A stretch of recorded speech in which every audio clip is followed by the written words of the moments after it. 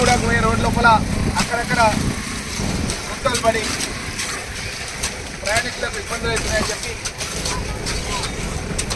నా ఇంటికి వచ్చి ప్రయాణికులు ఎవరైతే ఉంటారో కొంతమంది నాకు సన్మానం చేసి ఈ రోడ్డు 4 లైన్ల రహదారిగా చేయడానికి గౌరవ ముఖ్యమంత్రి రేవంత్ రెడ్డి గారితో మాట్లాడి చెట్లు 950 చెట్లలో కేవలం 150 చెట్లే తీసి మళ్ళీ రీలొకేట్ చేసే విధంగా ఒప్పించినందుకు వాళ్ళందరూ కూడా నాకు సన్మానం చేయడం జరిగింది.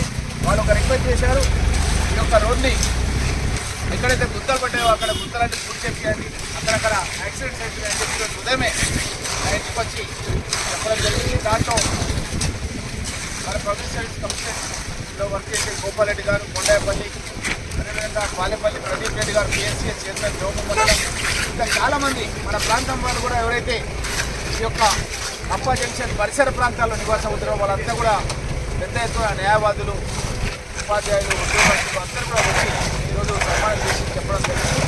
చాలా సంతోషంగా ఉంది.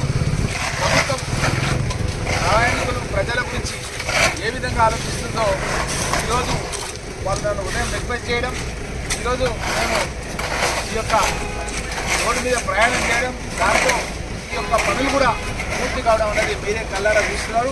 ఇది కాంగ్రెస్ ప్రభుత్వంలోనే ఇలాంటి కార్యక్రమాలు జరుగుతాయి.